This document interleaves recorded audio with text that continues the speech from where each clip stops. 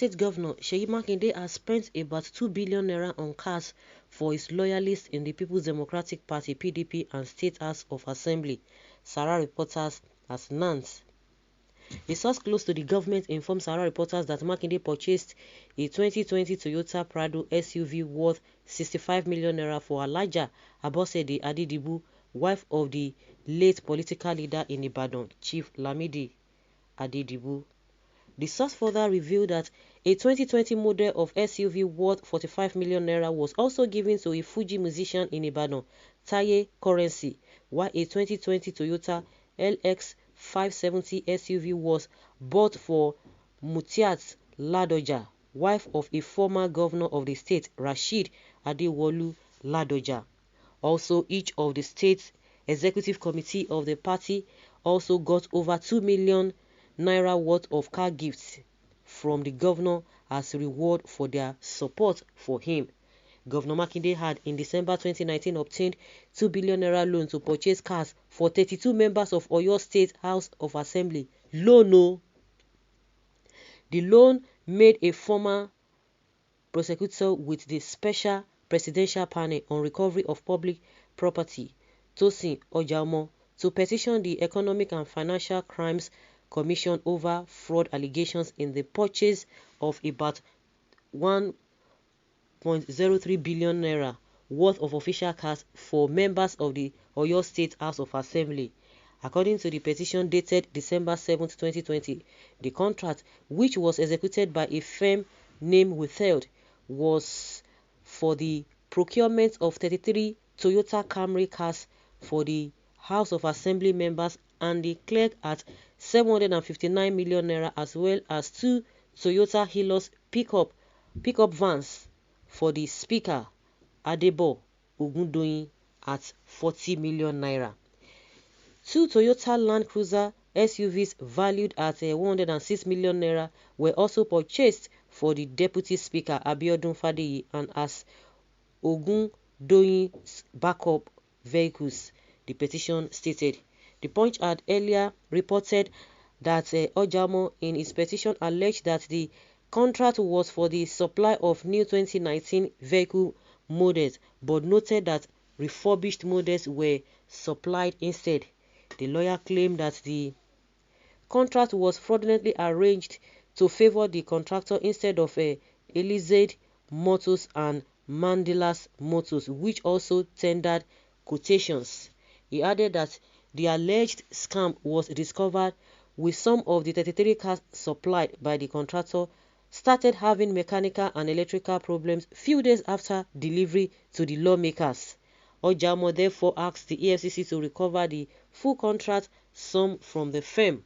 The petition read in part, saying, "My petition stemmed from recent findings that the sum of over 1 billion naira earmarked by the Oyo State Assembly for the purchase of vehicles for honorable members of the House was diverted by the Speaker and Deputy Speaker with the connivance of a company contracted to handle the purchase and supply of cars to the House members. The contract was awarded for the supply of brand new Toyota Camry 2019 models, but instead of supplying new cars, he went ahead to supply refurbished cars and cleaned up the mileages in order to make them look like new ones."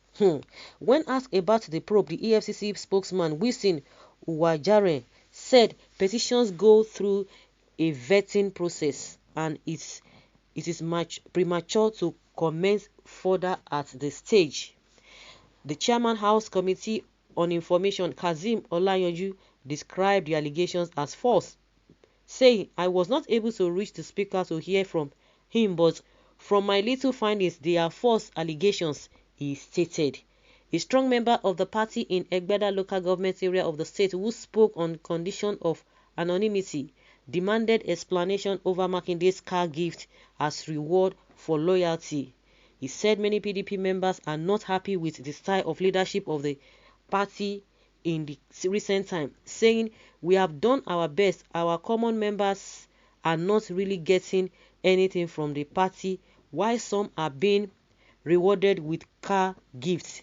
Another member who confirmed the story to Sarah Reporter said though he didn't know the price of those cars, they were well-deserved gifts for the beneficiaries.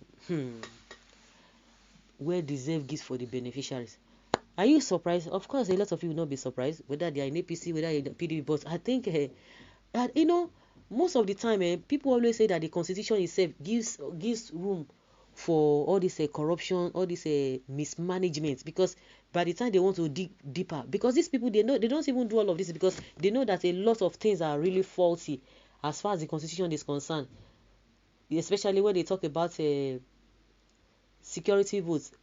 That you can't even give account, you spend it the way you like, whether things are going down or not. Just like we've been saying, the insecurity that every state is witnessing, if really they are spending this security votes, it would have gone a long way.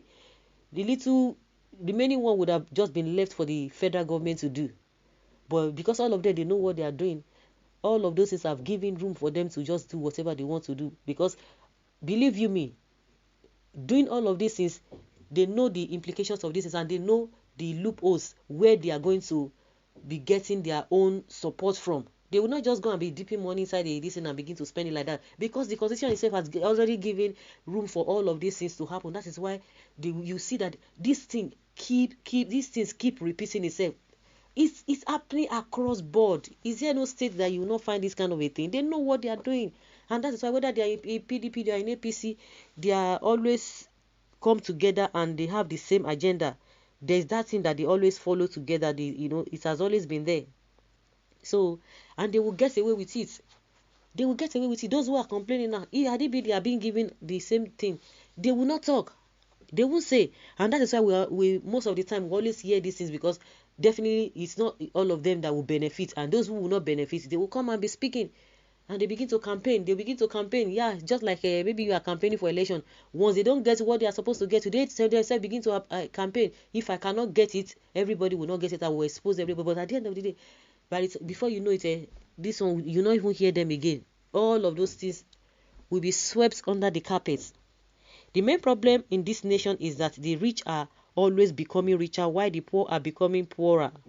Why do our politically blinded people keep blessing those who already have more than enough and neglect those who are dying of hunger? 250,000 can change the story of some people in this country. Can a 65 or 45 million naira worth of car drive you to heaven? The way this governor uses public money to do favor shows he's not really a prudent guy, as some people erroneously believe. You can imagine, when did he even enter? We'll be saying the same thing. These are the same thing that people have been complaining about all about. He's coming in again. They are doing the same thing. Of course, they will deny it, but like they always say, there is no smoke without fire. The curses placed on him, on Makinde, during his misbehaving on the matter of Igboho and the people of Ibarapa and Igogon has been manifesting in him. I've got no hope for this country called Nigeria. Just work hard and take care of yourself, family and relatives, and be comfortable, because if you hope on the government, nothing will change. They are all fools, according to this person. Nothing will change. Survival of the fittest. Do your best and just move on. That's why you see, you blame some people. They don't even know what is happening around them. A lot of people have listened to all of these things. A lot of people had hoped. They had hoped that oh yes, things will get better. 2 years down the line, 3 years, 5 years, 7 years, 10 years, 15 years, and you expect them to continue to believe the same lies. No, some people will tell you whatever that will happen, let it happen. They don't care. They don't care, because the more you listen, the more you put your attention in all of these things, the more it hurts you. And it's not good for one's health. And they will continue to do the same thing. They know that they are doing bad things. Those who are not there, they will not begin to tell you, can't you see what they are doing? That is the wrong thing to do. They are not supposed to do that. By the time I come in, I'm going to change everything. There must be change, the change that we desire. But once they come again, they will not tell you, that change we are talking about, it must start from you, not them changing the old order, the rubbish that has been happening. They will not do that. So guys, let's hear your opinion. Leave your comment below and let's have your take on this. Thank you.